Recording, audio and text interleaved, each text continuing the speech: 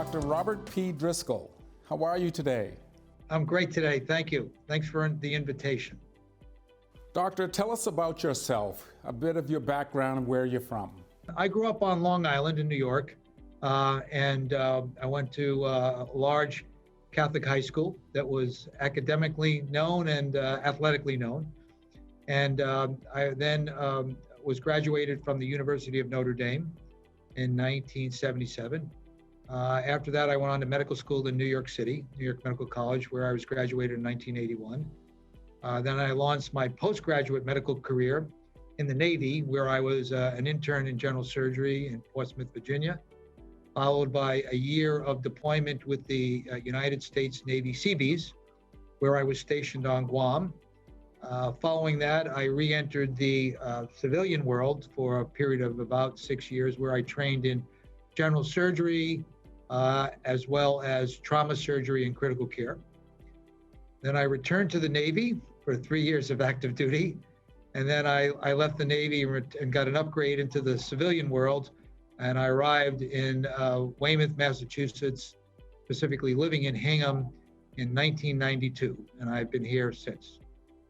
That's my background. And I've been at South Shore and I've had various teaching jobs and various committees on the state and in the hospital. So I've had a very rich and varied career. Thank you. And do I understand that you may even have served a turn as a team physician for one of our high school athletic teams? Now, I don't know if any of them officially have a team physician, but I served a role many times on the sidelines, particularly football and lacrosse, where you have to have a medical professional at the game. So I did that for Zavarian Brothers and at times Hingham High School, where my children had matriculated to. But I also I was sort of an advisor to both the youth football and lacrosse leagues with respect to health-related issues, particularly injuries, head injury and neck injuries, both in the lacrosse community and the football community, first with the local teams, but then also with the entire league, and in the case of lacrosse, with the entire state. And I had actually given an address to the National Lacrosse Convention almost 16 years ago on concussion and the management of concussion in youth sports. So yes, I did serve a lot. It was a natural thing, being at the games all the time and knowing things, to just step in. Doctor, let's talk about general surgery. And let's start with emergency types of surgeries that fall under that umbrella of general surgeries. What might they be? So, I mean, general surgery, I think and let me just sort of clarify something. I think the public would really more know us as surgeons. I think the general kind of throws people off a little bit about what does that mean because of the concept of general practitioner. But a large part of my practice and the part of a practice of a community-based general surgeon like I am is taking care of a variety of emergencies. And probably the 6 most common types of emergencies that we take care of in general surgery are acute appendicitis, acute inflammation of the gallbladder called cholecystitis, small bowel obstruction, diverticulitis, and incarcerated hernias, as well as comprehensive management of trauma patients. So that's the emergency portion of that. And at a place like South Shore Hospital, where we are a designated trauma center, and I have been the director of that for 16 years up to January 1st of this year, we have a very large burden of emergency surgery because we draw from the whole region, not just the surrounding town. That's what we cover in general surgery. It can be a very busy practice, and we have actually a group of our Brigham surgeons dedicated to solely that particular area of surgery. And when you look at that area of general surgery, and you've named off a number of conditions, if you will, does any of cancer-related procedures fall under that category of general surgery today? Absolutely, Joe. And despite all of the advances in preventive care, we see a significant number of patients who will come in with a bowel obstruction secondary to an unrecognized cancer. And probably, each of us, if we have 7 or 8 people on call, will see that, at least 2-3 times a month. So it's a regular occurrence. particularly, again, against the background of this large catchment area that we have and some people who don't get the care that they should. But yes, cancer, particularly bowel cancer, but also soft tissue cancers as well. When we look at the procedures today under general surgery, compared to perhaps what may have been 15, 20 years ago, are some of these procedures so routine that they can be considered outpatient or close to near outpatient procedures? Well, there's a large number of procedures that we do that are classified as outpatient. So, for example, a large number of the hernias that we do for surgery are outpatient. A large number of the gallbladders that we remove are outpatient.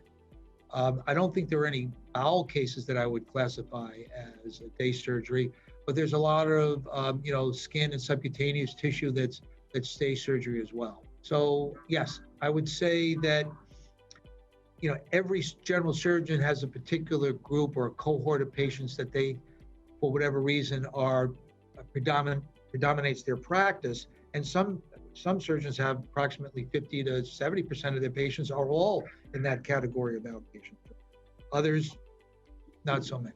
I'm really impressed to hear you say that gallbladder procedures are now done oftentimes as outpatient. That is just amazing. Well, with the invention or the creation of the minimally invasive technique, that's been the real revolution or evolution, not sure what the appropriate term is, but that changed everything, because making a large incision in the right upper portion of your abdomen, cutting through muscles that take months and months to recover, and are associated with a substantial amount of disability from the pain alone, by moving to the minimally invasive surgery, 3 small or 4 small incisions, and then some advances in, pain management with respect to treating, interrupting the pain cycle before it starts, that is predominates, yes. And we're even moving toward, an outpatient kind of surgery for appendicitis, where your appendix, you come in middle of the night, you take your appendix out, and you go home from the recovery room. So I think that's value added for the patients, certainly value added for the system. You're describing some techniques that remind me of the early episodes of Star Trek, when you would see these patients laying out on the table. Doc would go in, do a minimally invasive procedure, patient gets up and goes back to their duty. I mean, that's incredible. Yes, Dr. McCoy. Yes. I know, I thought of that sometimes myself when I do these things.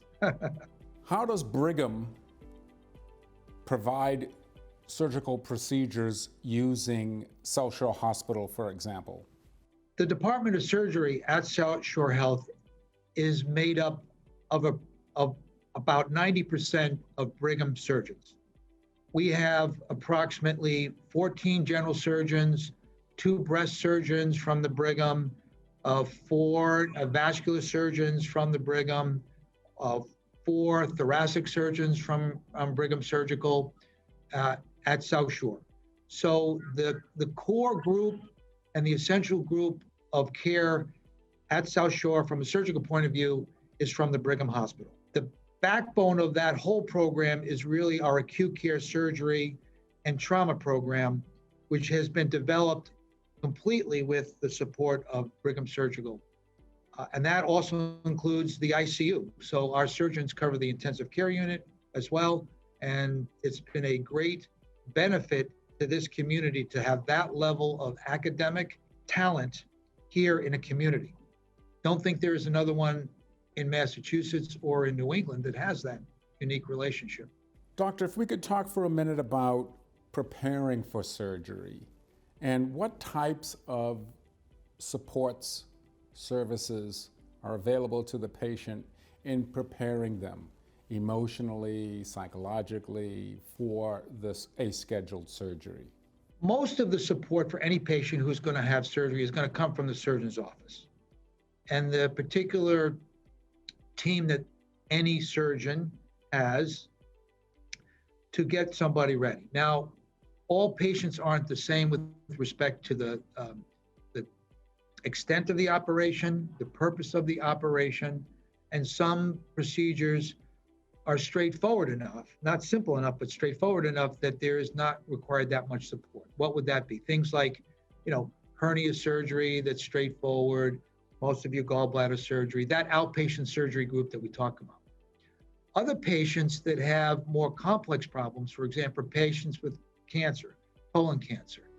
Now we have a whole team that we have to integrate. Again, benefit Brigham Surgery for having the Dana-Farber Cancer Institute right next door with the Brigham sponsorship there, and having a whole team of nutrition support, medical oncology support, radiation oncology support, as well as the surgeon support for that particular, both the psychological and the physiological challenges of the operation. But typically for, let's say, the garden variety operations, a patient will be sent usually from their primary care doctor, so they have that original support, which counts, to our office where we will see the patient, evaluate them, and then go over the risk of the operation, the natural history of the particular surgical problem, and we are the predominant support to answer those particular questions for the family as well. And then I have a medical assistant, and I have a executive secretary that also helps lay the foundation for the process. Now, the process is integrated into South Shore Health, for example, and we have, some people need laboratory cardiograms, some testing that would be required as a general principle to make the operation safe. But then we also have a series of, instructions with respect to how to change their diet, what type of shower with antibiotic soap to take, whether there's need for antibiotics before they come into the hospital, what kind of family support they're going to need to take them home. And then the hospital also supplies a very extensive network of preoperative evaluation and care. Amongst things right now would be timing of COVID testing before elective surgery. So we have a pretty good support, but the support for anybody undergoing surgery, it's important to have the family involved and the family to know the surgeon, because after the operation, the surgeon is going to be communicating with that family member more than the patient who had the surgery, because obviously they're, Doc, you mentioned COVID testing, and certainly during this past year of the pandemic, we've had some people who should have gone to see the doctor, put it off, staying home, staying safe, now venturing out. Do you anticipate some of these patients presenting in a manner that their situation is more acute and demands immediate attention as a result of putting it off for a year? Joe, this is going to be more opinion than fact. And because we're from the Brigham and the Harvard Medical School, and we really are going to rely on data that's collected retrospectively to answer that, there's a couple of things that are important to know throughout this pandemic. Number one is we stayed on the watch the entire time, emergency general surgeons. We keep a surgeon in the hospital 24/7, and we pass the baton to the next surgeon. So we were able to stay on top of a lot of acute illnesses, and maybe some of those were more advanced than they otherwise would. But because we took that aggressive approach and were able to be present for those emergencies, it sort of diminished that group. There are a group of patients that we're worried about, and only time will tell. And those are patients with cancer who might need surveillance studies like colonoscopy to diagnose cancer, or breast cancer patients who might not have been able to get to the operating room. However, we still did maintain a very significant breast cancer service and an aggressive colon service and GI service through both with our colorectal surgeon and with our general surgeons to keep on top of it. So I'm not sure. I will say one thing though, on the pandemic. There was a lot of significant motor vehicle crashes and mortality and morbidity from trauma during the epidemic. And some of that had to do with patients speeding on the highway and constraints as far as maybe law enforcement. We're not quite sure, but it's interesting that even though that there was less traffic on the road, the mortality stayed the same, meaning that per driver, there was a significant amount of trauma. So we were very busy with those kinds of issues.